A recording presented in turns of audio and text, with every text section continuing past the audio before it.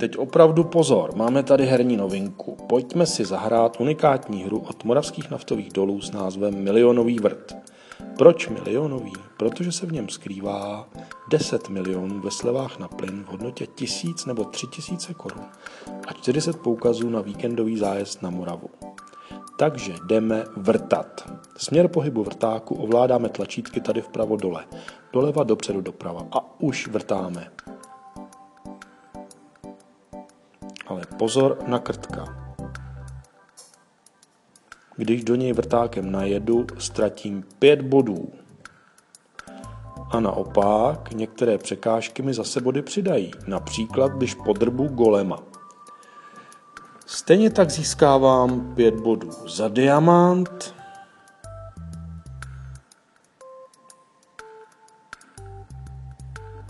nebo za zlato. Svoje skóre vidím tady nahoře. Největší šanci na výhru slevy mám, když se dostanu mezi 7 nejlepších v konkrétním týdnu. Jakou rychlostí mám jet, vidím dole v kolečku. Rychlost ovládám klávesnicí nebo myší tady vlevo dole, plus minus, nebo pákou nahoru.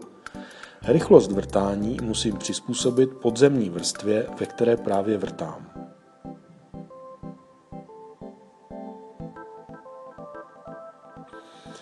Opotřebení vrtáku vidím tady nahoře vlevo. V normální půdě hnědozemi můžu vrtat rychleji. Naopak, když vrtám do kamene, musím zpomalit, jinak vrták utavím a game over. Takže hlavním úkolem je dosáhnout obou ložisek plynu a získat co nejvyšší skóre. Pak mám největší šanci na slevy a dostávám se do slosování o 40 zájezdů na Moravu. Takhle se vypne zvuk, hra se dá pozastavit tady a zde je celý podrobný návod. Jak na to?